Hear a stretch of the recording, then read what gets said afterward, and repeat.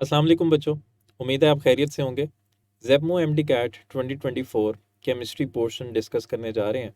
Overall हम discuss करेंगे कि डिफ़िकल्टी लेवल क्या रहा एग्ज़ाम में और किस किस्म के एमसीक्यू पूछे गए। चलते हैं फर्स्ट एमसीक्यू की तरफ।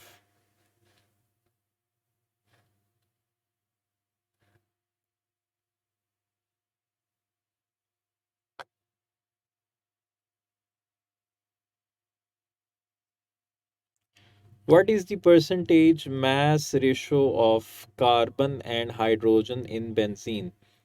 इसने mass का वर्ड इस्तेमाल किया है, तो इसका मॉलिक्यूलर फार्मूला क्या है? C6H6। तो इनके मैसेस क्या हैं? कार्बन का मैस है 12 मल्टीप्लाई बाय 6 72 और हाइड्रोजन का मैस है 1 1 मल्टीप्लाई बाय 6 6।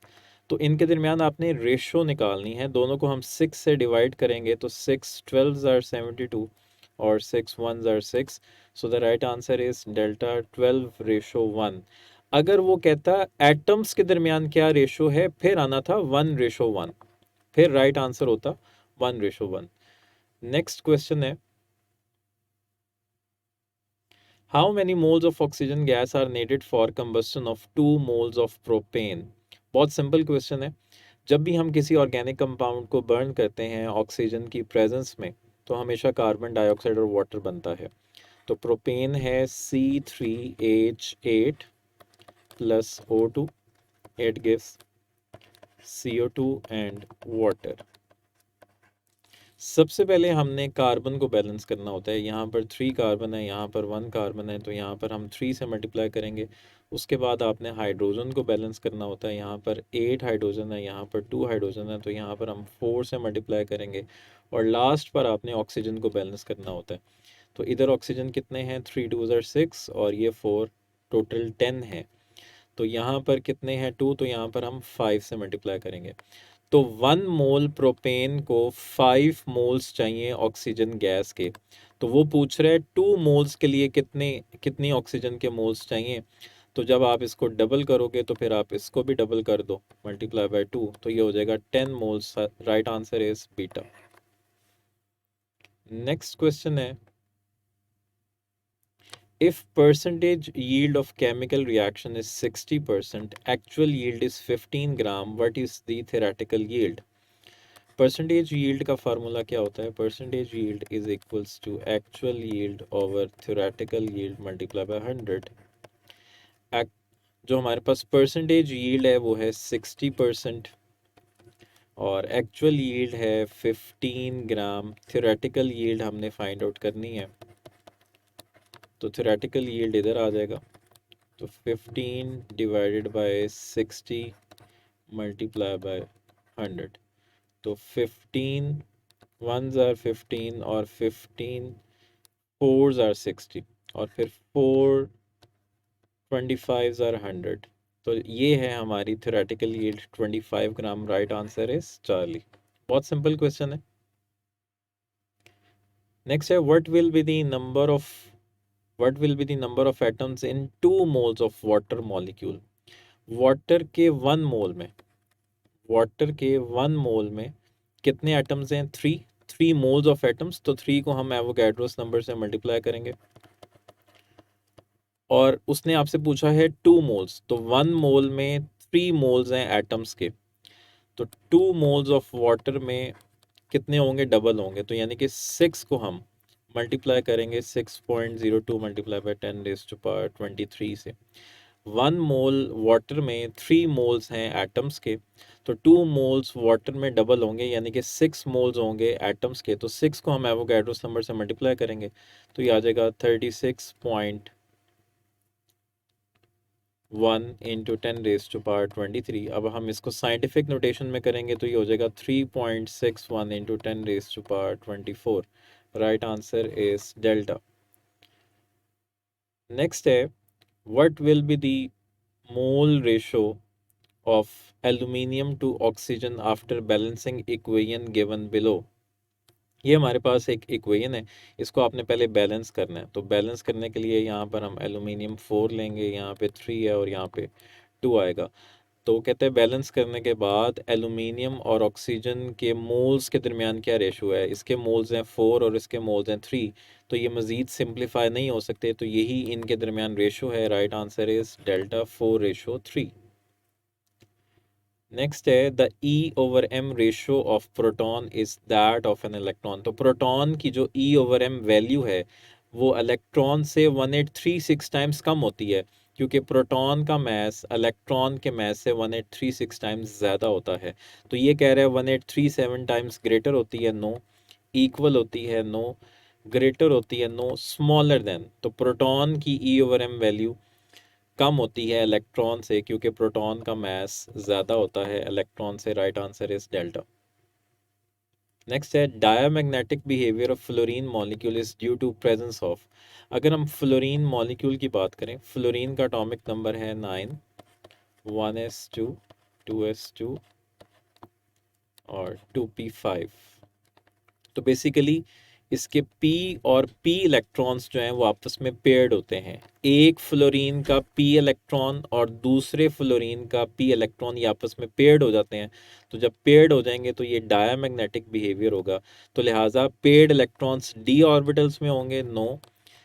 अनपेयर्ड इलेक्ट्रॉन्स होंगे, नो। अनपेयर्ड इलेक्ट्रॉन्स होंगे p ऑर्बिटल्स में। अनपेयर्ड इलेक्ट्रॉन्स अगर होते तो वो तो पैरामैग्नेटिक होता। तो अनपेयर्ड वाली ऑप्शंस तो बिल्कुल निकल गई। तो डायमैग्नेटिक होता है जब सारे इलेक्ट्रॉन्स पेयर्ड होते हैं। तो पेयर्ड किस में है, p ऑर्बिटल्स में। Right answer is beta. Next question है how many electrons will be accommodated in subshell with azimuthal quantum number l is equals to 2। तो l इज इक्वल्स टू 2 किसके लिए होता है, d के लिए। तो d में कितने इलेक्ट्रॉन्स आ सकते हैं, 10। Right answer is Charlie. Next question है which of the following element will show electronic configuration of outermost shell like ns2 np5। तो इसके आखिरी शेल में 7 इलेक्ट्रॉन्स हैं, तो इसका मतलब ये 7th ग्रुप से बिलोंग करेगा। तो यहाँ पर 7th ग्रुप से बिलोंग कर रहा है chlorine. Right answer is beta.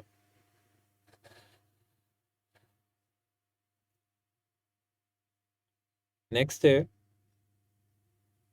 which of the following law helps to calculate the absolute temperature। तो absolute temperature हम किस में इसका जिक्र करते हैं, इसका जिक्र करते हैं चार्ल्स लॉ में। चार्ल्स लॉ एप्लीकेबल होता है केल्विन स्केल के लिए। तो जब आप टेम्परेचर केल्विन में लेते हो तो that is absolute temperature.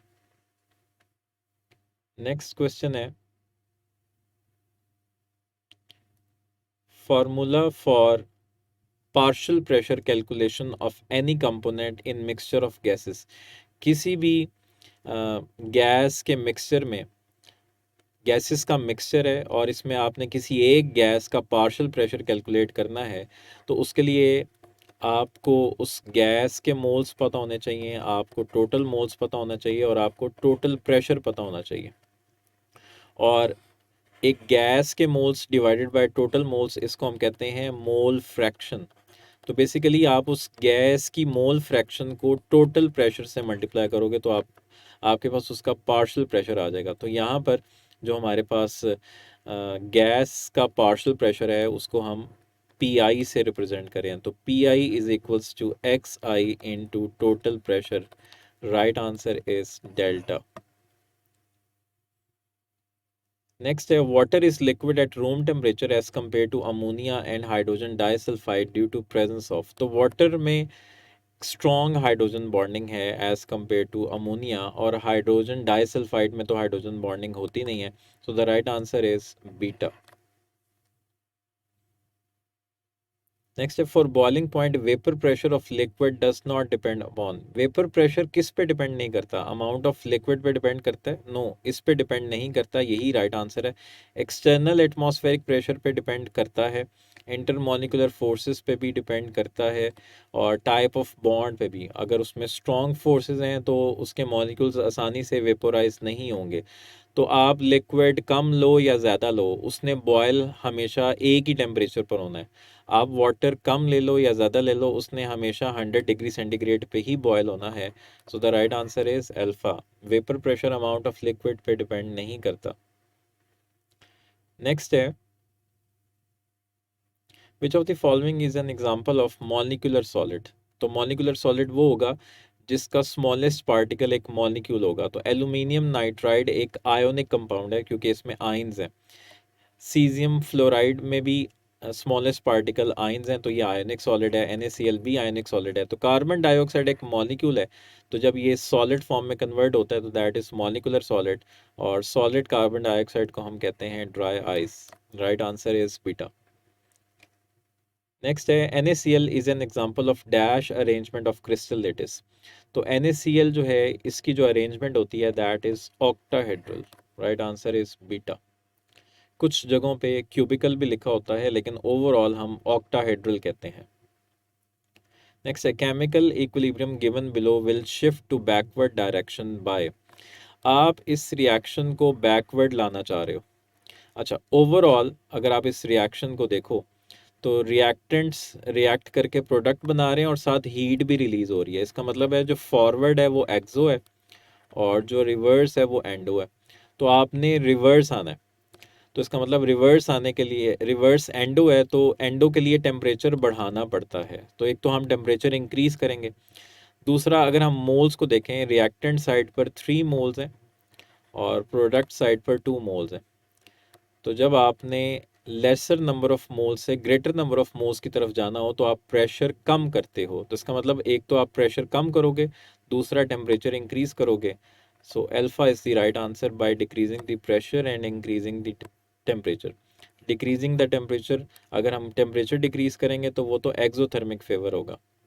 Increasing the concentration of NO and O2, अगर आप NO और O2 की कंसनट्रेशन बढ़ाओगे तो वो तो फॉरवर्ड जाएगा। इंक्रीजिंग द प्रेशर, अगर आप प्रेशर बढ़ाओगे तो वो तो ग्रेटर नंबर ऑफ मोल्स से लेसर नंबर ऑफ मोल्स की तरफ जाएगा। So the right answer is alpha.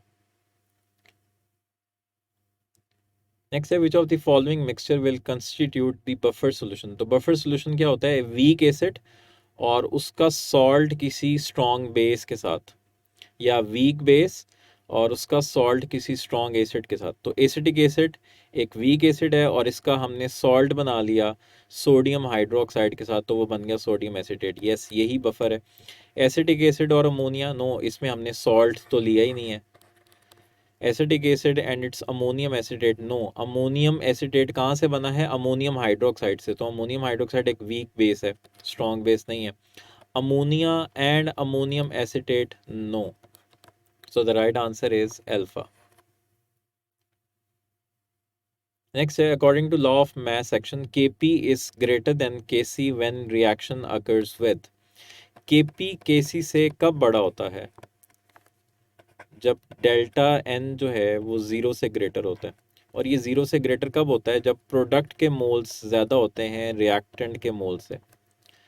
तो लेट्स से हमारे पास कोई भी रिएक्शन है तो उसमें प्रोडक्ट के मोल्स ज़्यादा हैं और रिएक्टेंट के मोल्स कम है, तो फिर डेल्टा N की वैल्यू जो है वो 0 से बड़ी वैल्यू आएगी, 1 आएगी, 2 आएगी या 3 आएगी। तो फिर Kp Kc से बड़ा होगा। तो अगर प्रोडक्ट साइड पर मोल्स ज़्यादा हैं, रिएक्टेंट साइड पर मोल्स कम हैं, तो जब रिएक्शन होगा तो आप लेसर नंबर ऑफ मोल्स से ग्रेटर नंबर ऑफ मोल्स की तरफ जा रहे हो। तो जब मोल्स ज़्यादा होंगे तो इसका मतलब है वॉल्यूम भी ज़्यादा होगा। So increase in volume on product side. Right answer is beta. Decrease in volume on product side, no, product side पर मोल्स ज़्यादा हैं तो लिहाजा वॉल्यूम इंक्रीज होगा। Increase in volume on reactant side, no. Simultaneous increase and decrease of product, no. Next है what will be the molarity of HCl solution with pH is equals to 4। pH 4 का मतलब क्या है?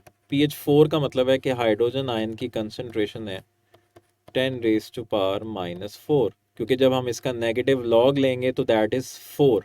pH is equals to 4, तो 10 raise to power -4 का मतलब है 0.001। सो the right answer is alpha. This is the concentration of hydrogen ion, और यही और कंसंट्रेशन को ही हम मोलैरिटी कहते हैं। तो जो हाइड्रोजन आयन की कंसंट्रेशन है वही HCl की कंसंट्रेशन है, क्योंकि HCl एक स्ट्रॉन्ग इलेक्ट्रोलाइट है, एक स्ट्रॉन्ग एसिड है। नेक्स्ट है which of the following is the unit of rate of reaction. Rate of reaction का यूनिट क्या होता है? रेट ऑफ रिएक्शन का यूनिट हमेशा मोल पर डेसीमीटर क्यूब पर सेकेंड होता है। तो यहाँ पर ये है मोल मोल इंटू डेसीमीटर क्यूब और दोनों की पावर है -1। नो, इसमें मोल -1 नहीं होगा, मोल डेसीमीटर क्यूब है। नो, मोल पर डेसीमीटर क्यूब होना था। मोल अगेन यहाँ पर जो मोल है वो है मोल डीएम क्यूब -1, और इसमें पर सेकंड नहीं है तो पर सेकंड होना है। तो यस, इसमें है मोल और डीएम 3 × -1 ये हो गया -3 और ये पर second. So this is the right answer. Next है, consider a reaction of A into B if K value is 3 × 10⁻⁻12 at 200 degree centigrade, then what will be the value of K at 250 degree centigrade? अच्छा, हमें पता है कि ये हमारी text book की statement है कि जब भी आप टेम्परेचर में 10 डिग्री सेंटीग्रेड का चेंज लेके आते हो या 10 केल्विन का चेंज लेके आते हो तो रिएक्शन का रेट 2 टाइम्स इंक्रीज हो जाता है। रिएक्शन का रेट 2 टाइम्स इंक्रीज हो जाता है। तो अगर तो हम इसमें टेम्परेचर चेंज देखें तो टेम्परेचर में कितना चेंज आया? टेम्परेचर में चेंज आया 50 डिग्री सेंटीग्रेड का।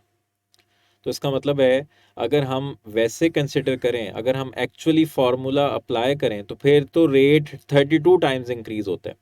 लेकिन यहाँ पर हमें कोई भी ऐसी वैल्यू नहीं दी कि जिसमें हम इसको 32 से मल्टीप्लाई करें तो फिर हमारे पास कोई आंसर आए। ऐसी हमारे पास कोई वैल्यू नहीं है। तो यहाँ पर बेसिकली वो क्या कंसिडर कर रहा है? वो कंसिडर ये कर रहा है कि आप इनिशियल वैल्यू को कंसिडर करोगे। कितना चेंज आया? 50 का चेंज आया तो आपने 5 टाइम्स इंक्रीज करना है। तो 5 टाइम्स आपने इनिशियल वैल्यू का इंक्रीज करना है। नॉर्मली हम क्या कहते हैं, हर 10 डिग्री सेंटीग्रेड पे रिएक्शन का रेट डबल हो जाता है। तो अगर मैं 10 डिग्री सेंटीग्रेड का चेंज लेके आऊँगा तो फिर मैं 3 को डबल करूँगा तो ये हो जाएगा 6 × 10⁻⁻12।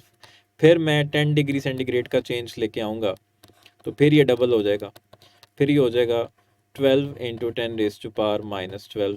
फिर मैं 10 डिग्री सेंटीग्रेड का चेंज लेके आऊँगा तो फिर ये हो जाएगा 24 × 10⁻12। पर यहाँ पर हमारे पास ऐसी कोई वैल्यूज़ हमें गिवन नहीं है।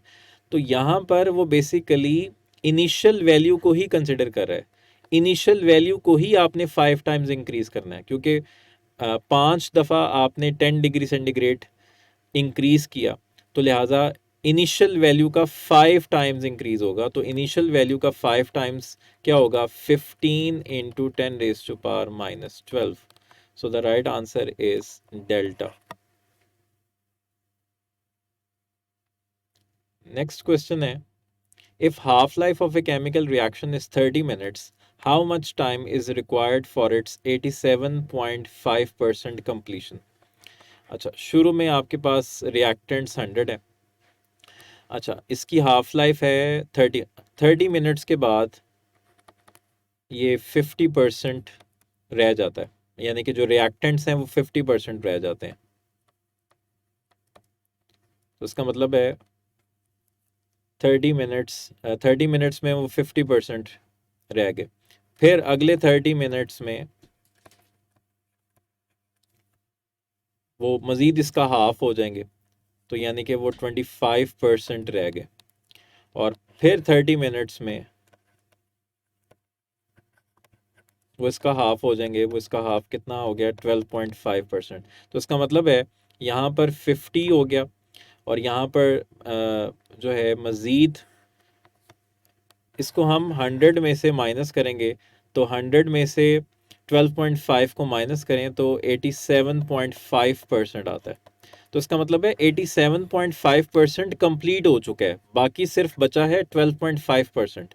तो वो यही पूछ रहा है कि 87.5% के लिए कितना टाइम रिक्वायर होगा। तो टोटल कितना टाइम लगा? 30 टोटल टाइम लगा 90 minutes. Right answer is Charlie. Next है, at constant volume the heat supplied to a system is always equal to its. जी, तो ये हमने पढ़ा है कि कांस्टेंट वॉल्यूम पे जो आप हीट सप्लाई देते हो वो चेंज इन इंटरनल एनर्जी के इक्वल होता है। Right answer is delta. Next है, what will be the internal energy of a system at constant volume. Again constant volume पे जो आपकी इंटरनल एनर्जी होती है वो हीट सप्लाइड के इक्वल होती है। Right answer is delta. Next है, What will be the formula of work when work is done on the system by the surrounding? तो जब भी work is done on the system होता है, work done on the system is always positive, work done by the system is negative, work done on the system is positive, और work done क्या होता है, P delta we, so this is positive, right answer is delta. यहाँ पर ये divide हो रहा है, डिवाइड नहीं करना, मल्टीप्लाई करना है, पी डेल्टा वी। नेक्स्ट है, who stated that enthalpy change in a chemical reaction is same whether the reaction takes place in single step or in several steps? जब एक केमिकल चेंज एक से ज़्यादा रूट से हो तो हर रूट की जो एंथैल्पी चेंज है वो सेम होती है, that is Hess's law, right answer is delta. Next है, which type of redox reaction takes place at cathode of the electrochemical cell? तो इलेक्ट्रोकेमिकल सेल में कैथोड पे हमेशा रिडक्शन होती है और एनोड पे हमेशा ऑक्सीडेशन होती है, right answer is delta. Next है, which one of the following is not an example of electrochemical cell? Electrochemical cells कौन से होते हैं जिनमें इलेक्ट्रिकल एनर्जी केमिकल एनर्जी में कन्वर्ट होती है या केमिकल एनर्जी इलेक्ट्रिकल एनर्जी में कन्वर्ट होती है? तो इलेक्ट्रोलिटिक सेल में ऐसा होता है, वोल्टिक सेल में भी ऐसा होता है, लेकिन फोटोवोल्टिक सेल और सोलर सेल में ऐसा नहीं होता। तो बेसिकली फोटोवोल्टिक सेल एक जनरल टर्म है, जबकि सोलर सेल एक स्पेसिफिक टर्म है। तो बेसिकली ये दोनों ही आंसर हैं, लेकिन जो इसमें जनरल टर्म होगी वो हम इस्तेमाल करेंगे। तो फोटोवोल्टिक सेल में क्या होता है, लाइट एनर्जी जो है वो कन्वर्ट होती है इलेक्ट्रिकल एनर्जी में, तो इसमें केमिकल एनर्जी इलेक्ट्रिकल एनर्जी में कन्वर्ट नहीं होती, तो इसमें फोटोवोल्टिक इफेक्ट इस्तेमाल होता है। और स्पेसिफिकली एक सोलर सेल जो है वो भी एक फोटोवोल्टिक सेल है। सो जो बेस्ट ऑप्शन होगी वो हमारी जनरल टर्म होगी, right answer is beta. If weak acid is diluted with water, then hydrogen ions concentration will. Let's say आपके पास कोई भी एक weak acid है और weak acid जो है वो partially ionize होता है, तो लेट्स से इनकी जो कंसंट्रेशन है वो है 10 raise to power -2, 10 raise to power -1, और कंसंट्रेशन क्या होती है, moles per decimetre cube. Let's say इसके 10 रेज टू पावर -1 मोल्स हैं पर डेसीमीटर क्यूब, यानी कि 1 लीटर में इसके इतने मोल्स हैं, इसके 0.01 मोल्स हैं 1 लीटर में, ये मैं सपोज कर रहा हूँ 0.01 मोल्स हैं 1 लीटर में, तो ये इसकी कंसंट्रेशन है। तो अगर आप डाइल्यूट करोगे तो इसका मतलब है आपने वॉल्यूम बढ़ा दिया, सपोज आपने 2 लीटर कर दिया, तो जब आप वॉल्यूम बढ़ाओगे तो कंसंट्रेशन क्या कम हो जाएगी, तो ओवरऑल सब की कंसंट्रेशन कम होगी। तो जब भी आप डाइल्यूट कर रहे हो तो ओवरऑल सब की ही कंसंट्रेशन कम होगी, सो हाइड्रोजन आयंस की कंसंट्रेशन भी कम होगी, right answer is alpha. Next है, what is the range of atomic number of the 3D series of transition elements? Transition elements की जो 3D सीरीज है वो कहाँ से स्टार्ट हो रही है, कहाँ पे एंड हो रही है? एटॉमिक नंबर वो 21 स्कैंडियम से स्टार्ट हो रही है और जिंक 30 पे ख़त्म हो रही है, right answer is beta. Next है, transition element vanadium mostly act as. अब वेनेडियम क्या है, वेनेडियम मेटल है, तो ये अपना इलेक्ट्रॉन लूज करता है, तो इसका मतलब है ये अपनी ऑक्सीडेशन कर रहा है और दूसरे की रिडक्शन कर रहा है, तो ये रिड्यूसिंग एजेंट है। लेकिन जो इसका ऑक्साइड है ना, वेनेडियम पेंटा ऑक्साइड, ये एक ऑक्सीडाइजिंग एजेंट है, लेकिन वेनेडियम खुद जो है ये रिड्यूसिंग एजेंट है, क्योंकि ये अपना इलेक्ट्रॉन लूज करता है, right answer is delta. Next question है, when carbon dioxide reacts with propyl magnesium chloride followed by acid hydrolysis the product formed is। जब भी आप ग्रिग्नार्ड रीएजेंट को कार्बन डाइऑक्साइड के साथ रिएक्ट करवाते हो तो हमेशा कार्बोक्सिलिक एसिड बनता है, और जितना ग्रिग्नार्ड रीएजेंट में जो आपका अल्काइल रेडिकल होता है उसमें जितने कार्बन होते हैं, तो प्रोपाइल में 3 कार्बन है और 1 कार्बन आ गया कार्बन डाइऑक्साइड से, तो टोटल कितने कार्बन हो गए, टोटल 4 कार्बन हो गए, तो इसका मतलब है 4 कार्बन वाला एसिड बनेगा। 4 कार्बन वाला एसिड होता है butanoic acid, right answer is alpha. Next है unimolecular nucleophilic substitution reaction involves. तो यूनिमोलिकुलर नाम से जाहिर है कि सिर्फ एक मॉलिक्यूल इन्वॉल्व है, तो लिहाजा ये फर्स्ट ऑर्डर काइनेटिक्स को फॉलो करेंगे। Right answer is alpha. Metallic character of alkaline earth metals, top to bottom metallic character alkali metals का भी इंक्रीज होता है और अल्कलाइन अर्थ मेटल्स का भी इंक्रीज होता है। Top to bottom size increase होता है, इलेक्ट्रॉन लूज करना आसान होता है, तो मेटालिक करेक्टर इंक्रीज करेगा। So metallic character of alkaline earth metals increases down the group. Right answer is Charlie. Next है which of the following molecule has zero dipole moment. जिसमें कोई भी लोन पेयर नहीं है ना, उसका डायपोल मोमेंट जीरो होगा, और उसका स्ट्रक्चर अगर लीनियर है तो भी डायपोल मोमेंट जीरो है। अमोनिया में नाइट्रोजन के ऊपर लोन पेयर है तो इसका डायपोल मोमेंट जीरो नहीं है, ये पोलर मॉलिक्यूल है। कार्बन डाइऑक्साइड लीनियर है और कार्बन के पास कोई भी लोन पेयर नहीं है, तो यस इसका डायपोल मोमेंट जीरो है।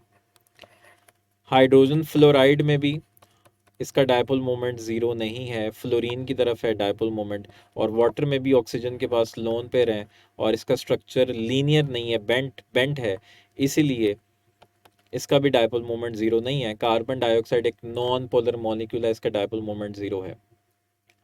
नेक्स्ट है the correct stability order of M+4 cations is.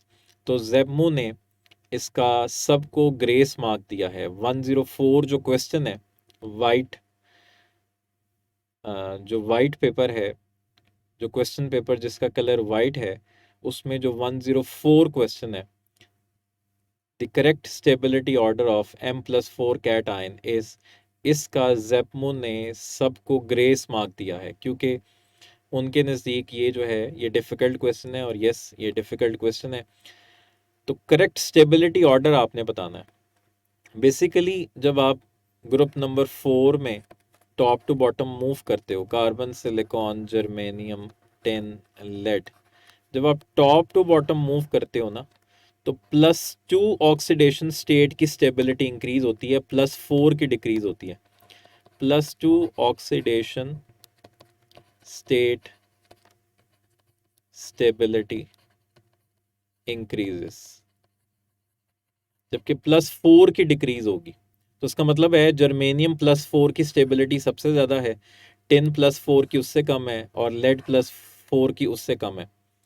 So the right answer is delta. अब ऐसा क्यों होता है? बेसिकली ये इनर्ट पेयर इफेक्ट की वजह से होता है। इनर्ट पेयर इफेक्ट की वजह से ऐसा होता है। बेसिकली जब आप टिन और लेड पे आते हो, तो ये इनके अंदर डी और एफ ब्लॉक, इनके अंदर डी और एफ ऑर्बिटल्स भी मौजूद होते हैं। डी और एफ ऑर्बिटल्स का पुअर शील्डिंग इफेक्ट होता है। तो पुअर शील्डिंग इफेक्ट की वजह से इनके जो एस के इलेक्ट्रॉन्स हैं, जैसे कि टिन में 5s2 है और लेड में 6s2 है, और ये 5p2 है और ये 6p2 है, तो ये सिर्फ अपने p के इलेक्ट्रॉन्स बॉन्डिंग में इस्तेमाल करते हैं। ये तो इसका मतलब है ये सिर्फ +2 ऑक्सीडेशन स्टेट शो करते हैं, ये अपने s के इलेक्ट्रॉन्स बॉन्डिंग में इस्तेमाल नहीं करते, क्योंकि इन पर न्यूक्लियर का होल्ड ज़्यादा होता है। क्यों? क्योंकि d और f ऑर्बिटल्स का जो शील्डिंग इफेक्ट है वो पुअर होता है, तो इन s इलेक्ट्रॉन्स पे न्यूक्लियर होल्ड ज़्यादा होता है, तो ये बॉन्डिंग के लिए अवेलेबल नहीं होते। दैट्स वाई इनमें +4 ऑक्सीडेशन स्टेट जो है वो उतनी स्टेबल नहीं होती। सो the right answer is delta. इसको हम कहते हैं इनर्ट पेयर इफेक्ट। नेक्स्ट है which of the following metal form super oxide when reacted with oxygen. Beryllium normal oxide बनाता है, लिथियम भी नॉर्मल ऑक्साइड बनाता है, मैग्नीशियम भी नॉर्मल ऑक्साइड बनाता है, पोटेशियम सुपर ऑक्साइड बनाता है। Right answer is delta. Next है which of the following metal hydroxide is the strongest base. जिसका मेटालिक करेक्टर सबसे ज़्यादा होगा वो सबसे स्ट्रॉन्गेस्ट बेस होगी। तो लिथियम इधर है, सोडियम इधर है, फिर मैग्नीशियम है और फिर कैल्शियम है। तो left to right metallic character कम होता है, तो इसका मतलब है सोडियम का मेटालिक करेक्टर सबसे ज़्यादा है, तो लिहाजा ये सबसे स्ट्रॉन्ग बेस होगी। Right answer is delta. Next है what will be the IUPAC name of neopentane. Neopentane का आईयूपैक नेम क्या है? तो ये है हमारे पास स्ट्रक्चर, बहुत सिंपल सा क्वेश्चन है। तो ये हमारी स्ट्रेट चेन, तो 2 पे 2 मिथाइल लगे हैं, 2 di methyl propane, right answer is beta.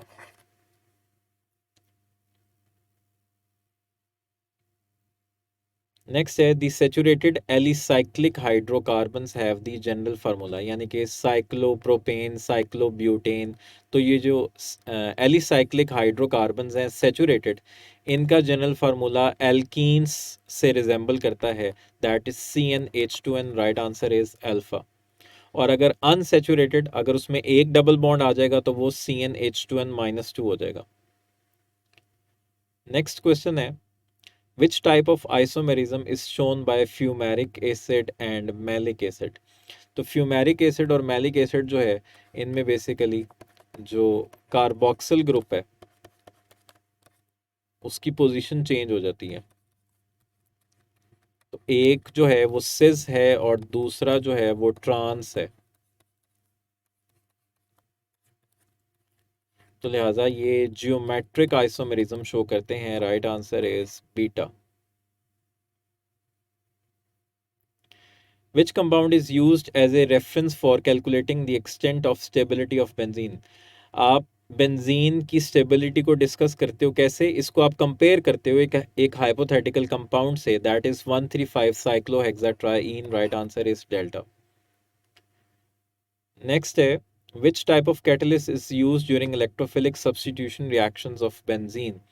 Electrophilic substitution reactions of benzene में जैसे कि हम FeCl3 इस्तेमाल कर रहे हैं, हम AlCl3 इस्तेमाल कर रहे हैं, तो ये क्या करता है, ये कैटलिस्ट पेयर ऑफ इलेक्ट्रॉन को एक्सेप्ट करता है।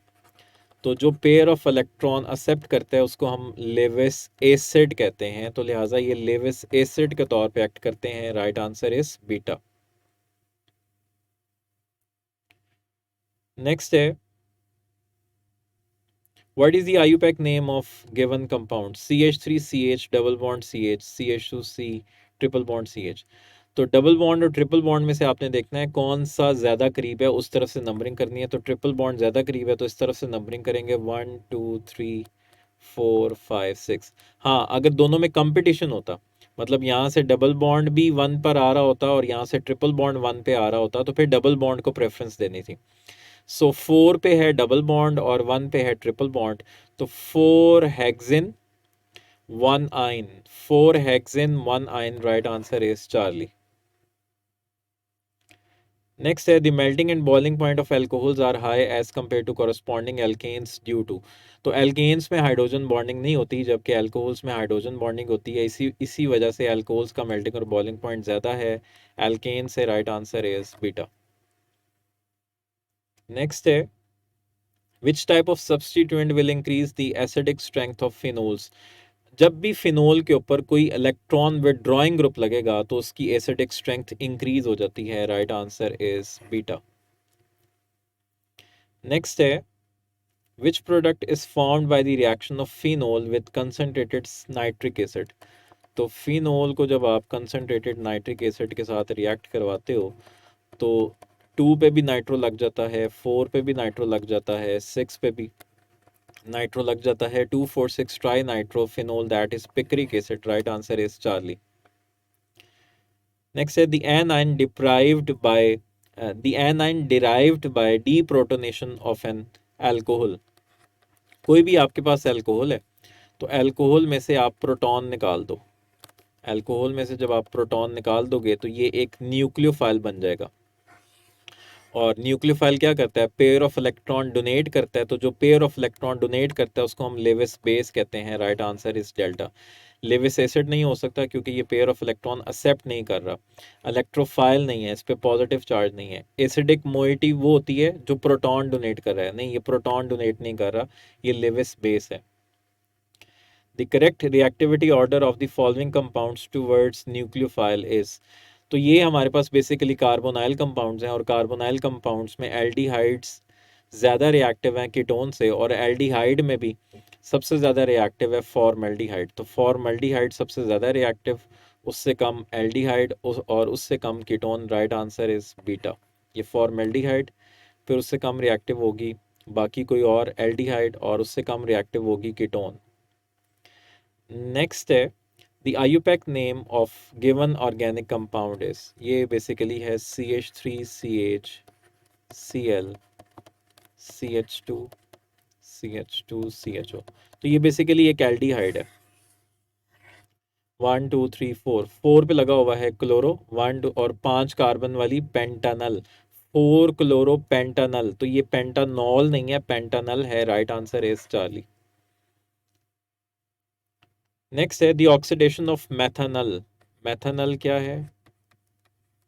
फॉर्मेल्डिहाइड। तो फॉर्मेल्डिहाइड की जब आप ऑक्सीडेशन करोगे तो फॉर्मिक एसिड बनेगा। Right answer is beta. Next है the IUPAC name of malonic acid. Malonic acid dicarboxylic acid है, 3 कार्बन वाला, that is 1,3 propane dioic acid. Right answer is beta. Next है which product will be formed finally on the reduction of acetic acid with lithium aluminium hydride. तो जब भी आप carboxylic acid की reduction करोगे with lithium aluminium hydride तो वो alcohol में कन्वर्ट होगा, और अगर आप उसको हाइड्रोजन आयोडाइड और रेड फॉस्फोरस से रिड्यूस करोगे तो वो फिर एल्केन में कन्वर्ट होगा। तो लिहाजा ये कन्वर्ट होगा अल्कोहल में। तो एसिटिक एसिड 2 कार्बन वाला एसिड है, तो इससे 2 कार्बन वाली अल्कोहल बनेगी, ethanol. Right answer is delta. और लास्ट क्वेश्चन है which type of reaction will be occur when an alcohol reacts with A carboxylic acid. जब भी अल्कोहल कार्बोक्सिलिक एसिड के साथ मिलती है तो हमेशा एस्टर बनता है। तो उसने यहाँ पर डिहाइड्रेशन रिएक्शन भी लिख दिया। तो बेसिकली इसका जो अप्रोप्रिएट आंसर है वो एस्टेरिफिकेशन है। इसमें चूंकि एस्टर बनता है तो इसको हम एस्टेरिफिकेशन ही कहते हैं। Right answer is Charlie. जी बच्चों, तो आपने देखा कि ओवरऑल क्वेश्चंस जो हैं वो काफ़ी इजी थे, और आई होप कि आप लोगों का जो टेस्ट है वो बहुत अच्छा हुआ, और अल्लाह ताला आपको कामयाब करे और आपको अपने ड्रीम मेडिकल कॉलेज में लेके जाए। ओके जी, अल्लाह हाफ़िज़।